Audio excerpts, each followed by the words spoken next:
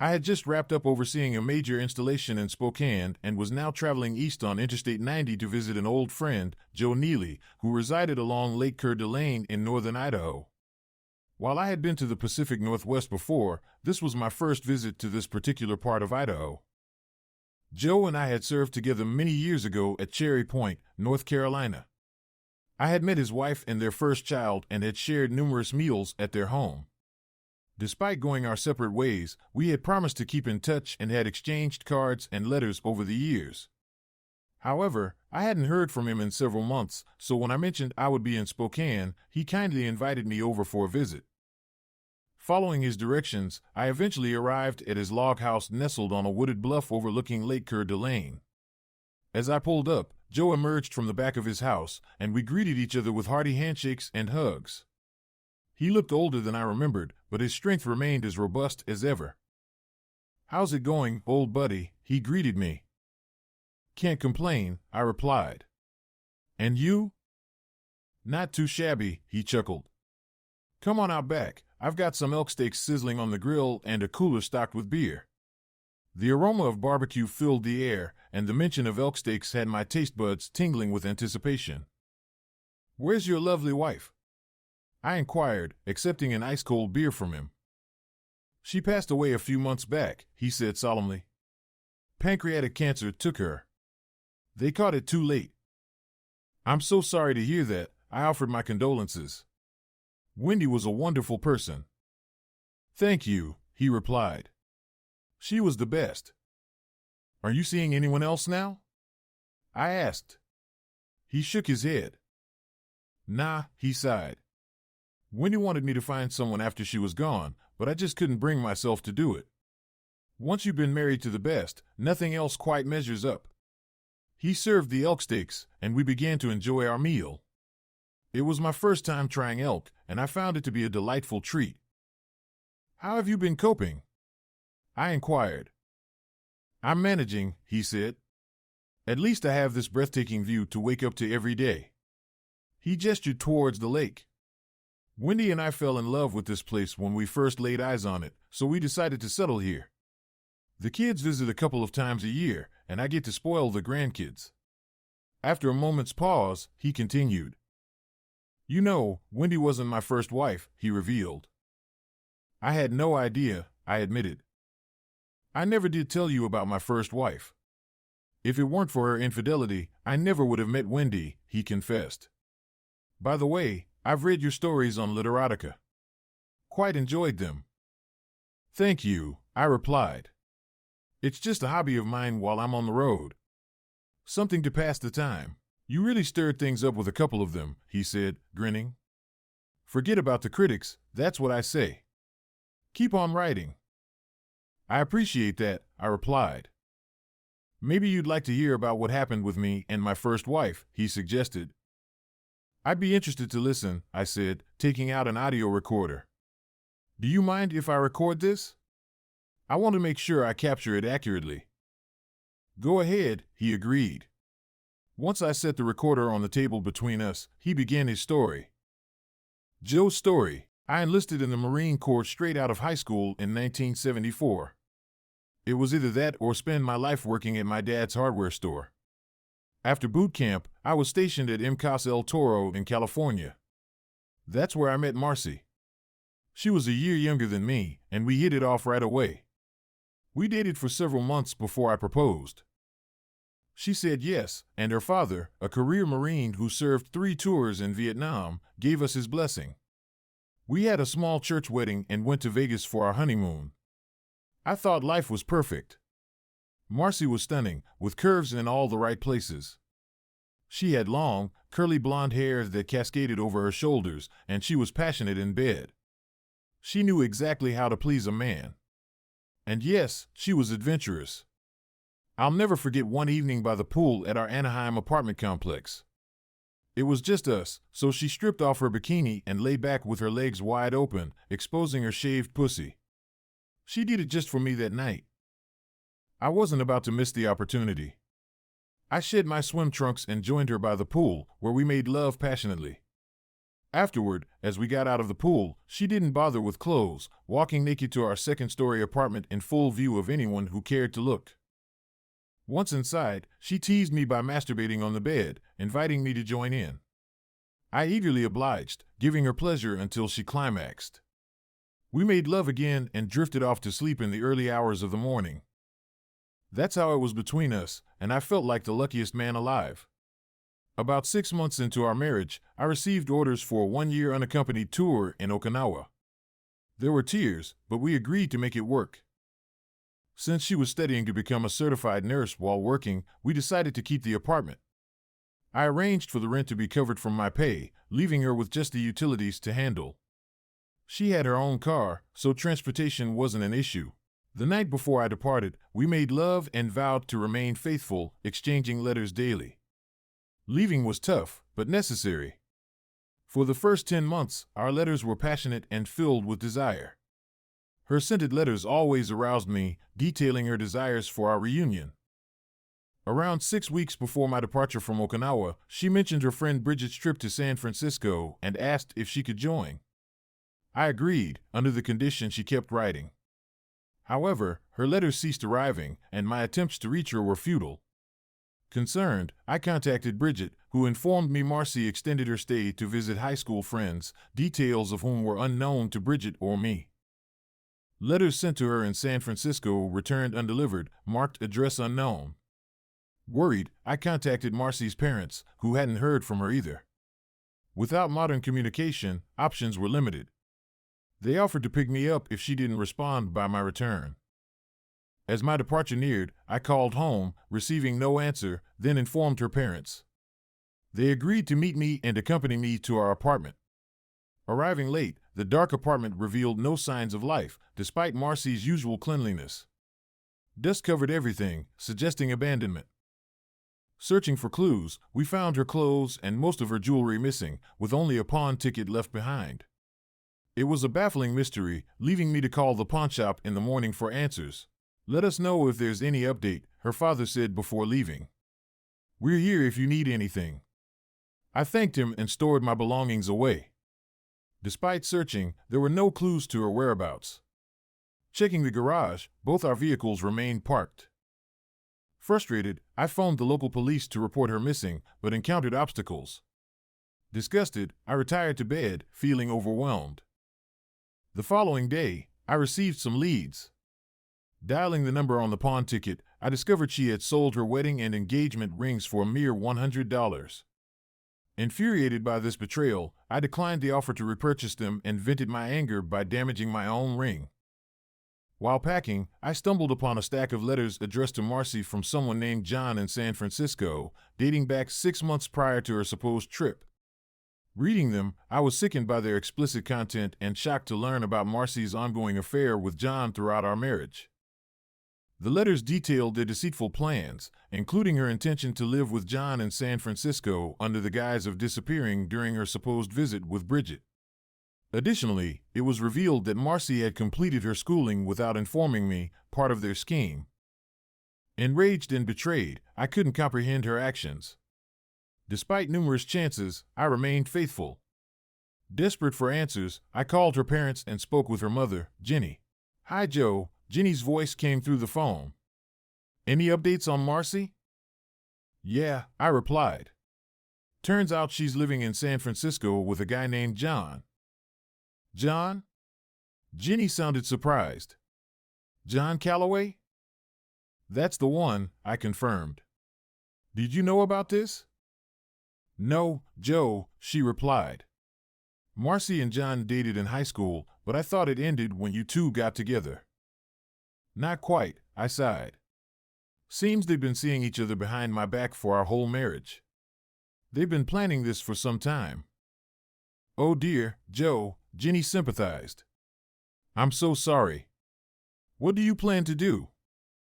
"I'm filing for divorce," I stated firmly. "I understand," she said. "Can we help in any way?" "Yeah," I accepted. "You and the boys can come up and take her belongings." "I don't want them. All I need are my clothes, TV, tools, and stereo. Her car is still here, too." All right, Jenny agreed. I'll speak to her brothers, and we'll come this weekend to collect her things. After we hung up, I began searching for a lawyer in the phone book. There were plenty listed, making the choice daunting. Finally, I scheduled an appointment with one available on Friday, 3 days away.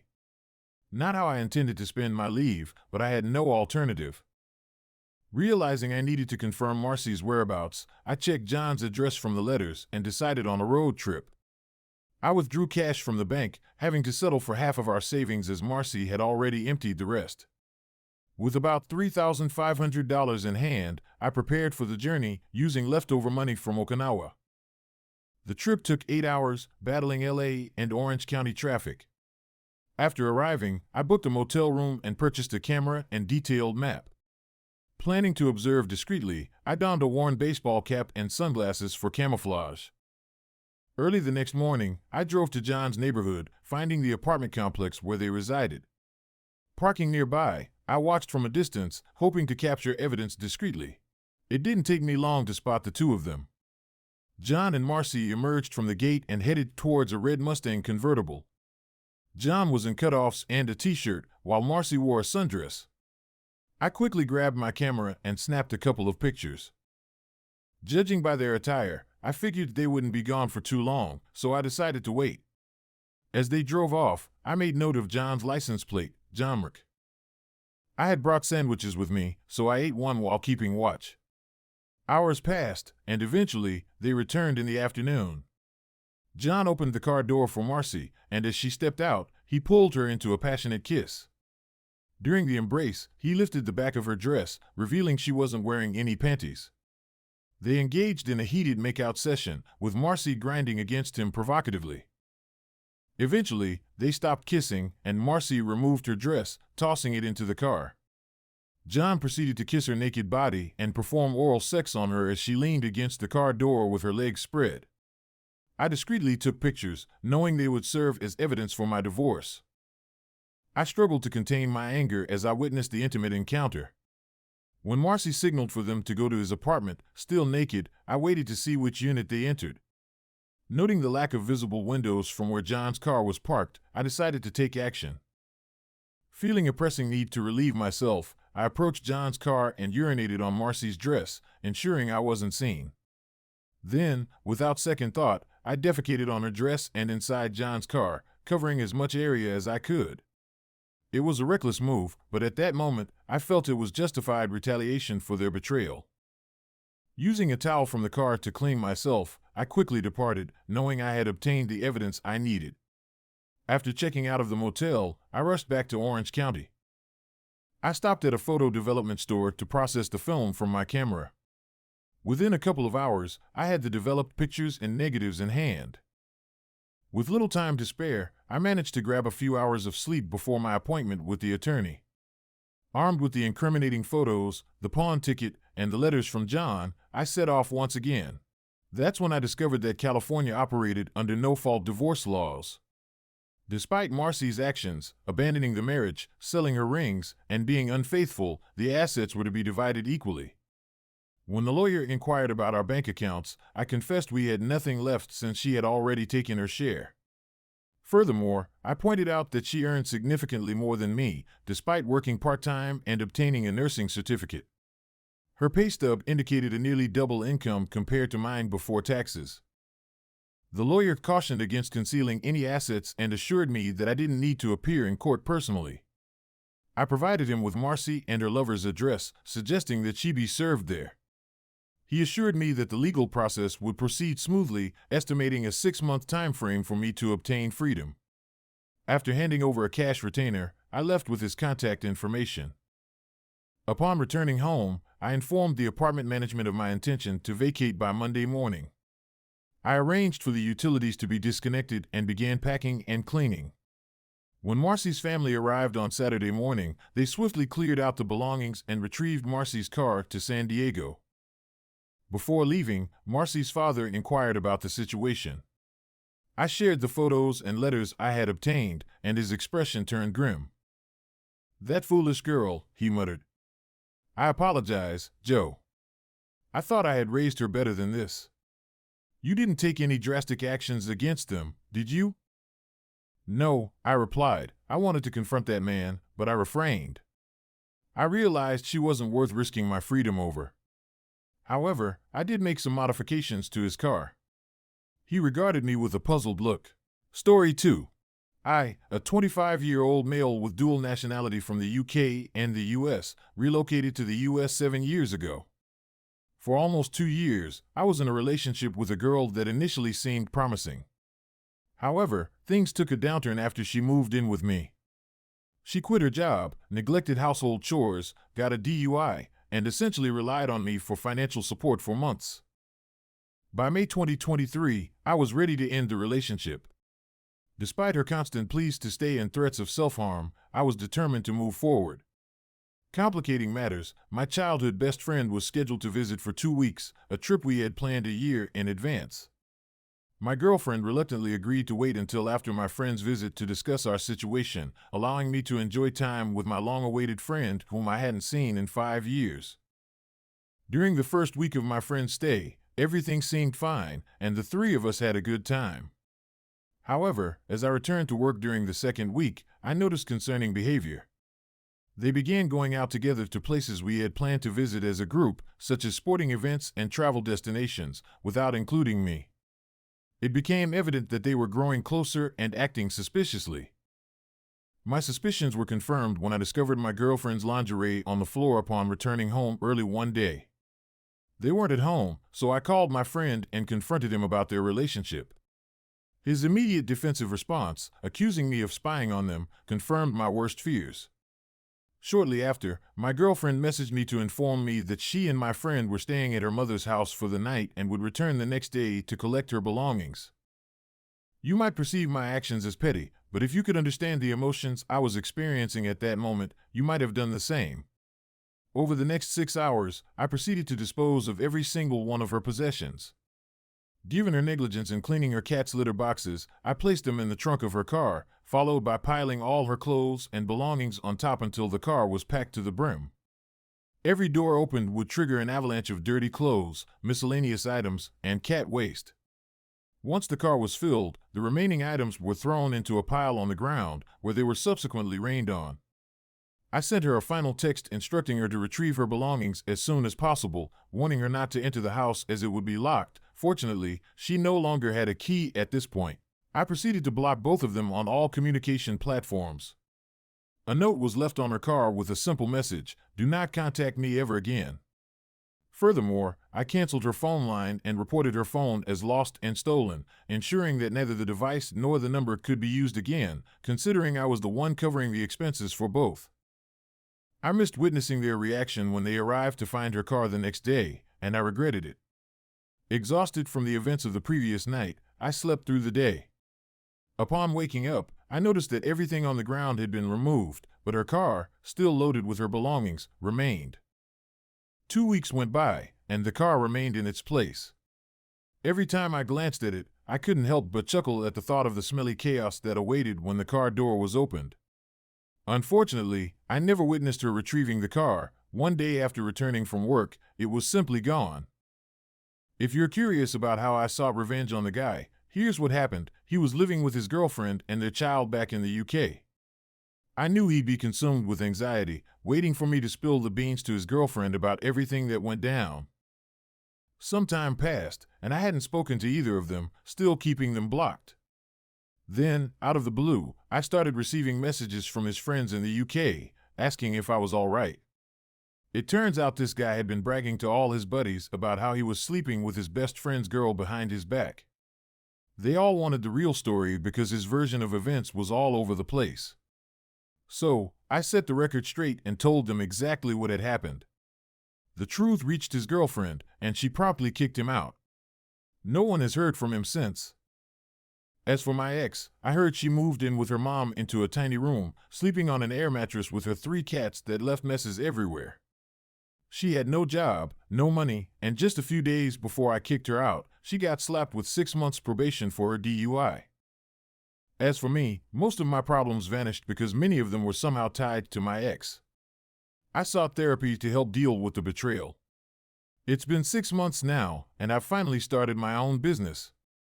I can honestly say I've found true happiness. It's truly satisfying to see karma catch up with bad people. Story 3. My wife and I have been married for 28 years, and for the most part, our marriage has been solid. We have 5 children, and while she was a stay-at-home mom for the majority of our marriage, she returned to work about 5 years ago. However, about 8 years ago, she left our religion, which created some tension. I tried to be supportive while maintaining my own faith, but she felt I wasn't listening to her perspectives. Additionally, she felt I wasn't helping enough with household chores and parenting, which I acknowledge could have been better. I've struggled with depression for the past 15 years and have been on medication. Despite this, my wife felt my low energy affected her mood. Aside from these issues, I believed we were like any other couple with minor problems. However, these minor issues seemed more significant to her. She began seeing a therapist about 6 years ago, and later, I started seeing him individually as well. Our children also saw him, and he was helpful for them. While I didn't attend therapy regularly, I felt the therapist was supportive, and my medications were adjusted as needed. Recently, my wife's behavior became concerning. She started receiving late-night phone calls in her home office, which seemed unusual. She eventually expressed concerns about our marriage but didn't want to divorce. This came as a shock to me, but I reassured her of my commitment to improving our relationship and suggested couples counseling. She began staying out late at night, claiming she was comforting a friend in need. Initially, I wasn't concerned, but her late nights became frequent, and she would return home past midnight despite having an early morning work schedule. She assured me she was only visiting her friend, but her behavior raised suspicions. We had a family tracking app, primarily used for our children, but I decided to check her location one night when she was still out late. The app showed her in a residential area, which I assumed was her friend's house. She arrived home shortly after and insisted she had been with her friend. After a few nights of staying in, she resumed her late-night outings, and I found her still out at 2 a.m. Curious, I checked the app again and discovered she was at the same location. I searched the address online and found it was the professional website of therapist who had a home office.